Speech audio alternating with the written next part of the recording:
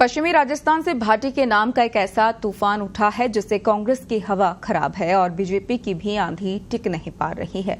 Barmer Jaisalmer seat से निर्दलीय उम्मीदवार रविंद्र सिंह भाटी के समर्थन में ऐसा सैलाब आएगा ना तो कांग्रेस ने सोचा था ना ही बीजेपी ने, लेकिन चुनाव से ठीक पहले भाटी के नामांकन सभा में लोगों का सैलाब आया है। वे अपने साथ बीजेपी कांग्रेस सबको ही बहा ले गया।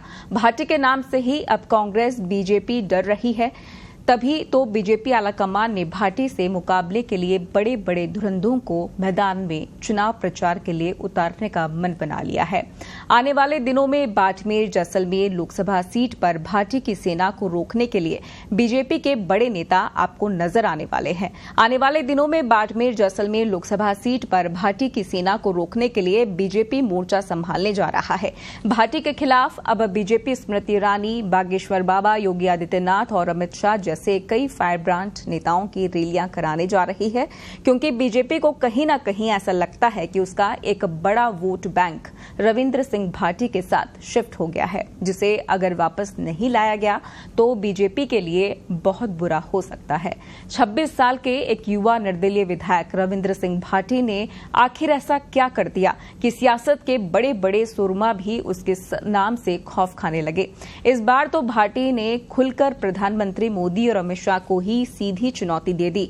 अब दूसरी ओर कांग्रेस के प्रत्याशी उम्मेद आम बेनीवाल की नामांकन रैली में भी उमड़ी भीड़ से बीजेपी बेहद परेशान है। अब भाटी और बेनीवाल को रोकने के लिए बीजेपी ने एक सुपर प्लान बनाया है। भाटी और बेनीवाल ने जिस वक्त नामांकन सभा की थी उस समय एक अच्छी खासी भीड़ थी और इसी बात ने बीजेपी को परेशान किया और बीजेपी ने अपना पूरा प्लान बदल दिया है। अब राजस्थान के मुख्यमंत्री भजन लाल शर्मा हैं, 2 दिन के दौरे पर बाड़मेर आए थे। ऐसा बताया जा रहा है कि पूरे दिन जनसभाएं की और उसके बाद में रात को बाड़मेर जैसलमेर के अंदर बीजेपी की क्या स्थिति है, कौन नेता नाराज है, कांग्रेस से कौन है जिसे बीजेपी में लाया जा सकता है, इन तमाम चीजों को लेकर एक बड़ी रणनीति बनी। 1-to-1 मुलाकात की और उसके बाद 12 तारीख को ऐसा बताया जाता है कि देश के प्रधानमंत्री नरेंद्र मोदी की सभा है, वे लगभग फाइनल हो चुकी है। सियासी जानकारों की माने तो भाटी लगातार बीजेपी के मूल वोट बैंक में सेंधमारी कर रहे हैं, लिहाजा अब भाटी को रोकने के लिए बड़े बड़े योद्धा मैदान में मोर्चा संभालने वाले हैं, क्योंकि बीजेपी को शायद ऐसा लगता है कि सीट पर शायद मोदी के नाम का जादू काम न कर पाए। इतना ही नहीं, भारतीय जनता पार्टी ने रविंद्र सिंह के खिलाफ चुनाव आयोग में शिकायत भी दर्ज करवा दी है। ये शिकायत एक वायरल पोस्ट को लेकर है। इस पोस्टर में पीएम मोदी के साथ रविंद्र भाटी की तस्वीर है, जिस पर भारतीय जनता पार्टी ने भाटी पर भ्रामक प्रचार करने का इल्जाम लगाया है। साथ ही आदर्श आचार संहिता के उल्लंघन का भी आरोप लगाया गया है। बीजेपी के साथ ही कांग्रेस पार्टी भी रविंद्र सिंह भाटी के प्रभाव से परेशान है और भाटी को रोकने के लिए सीक्रेट प्लान बनाया जा रहा है।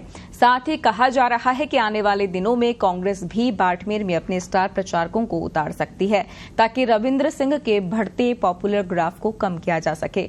राजस्थान के अंदर मिशन 25 के अंदर किसी भी तरीके की कोई दिक्कत न आए, क्योंकि इस समय सबकी निगाहें बाड़मेर जैसलमेर की लोकसभा सीट पर टिकी हुई है। ऐसा कहा जा रहा है कि आने वाले दिनों के अंदर और ज्यादा बीजेपी आक्रामक होगी और बड़े बड़े जो नेता हैं, चाहे वह यूपी के सीएम योगी आदित्यनाथ हो या अमित शाह हो या स्मृति ईरानी हो, ये तमाम जो बड़े बड़े चेहरे प्रचार करने के लिए बाड़मेर में आए। लेकिन देखना दिलचस्प होगा कि बाड़मेर जैसलमेर की जनता है किसे चुनती है।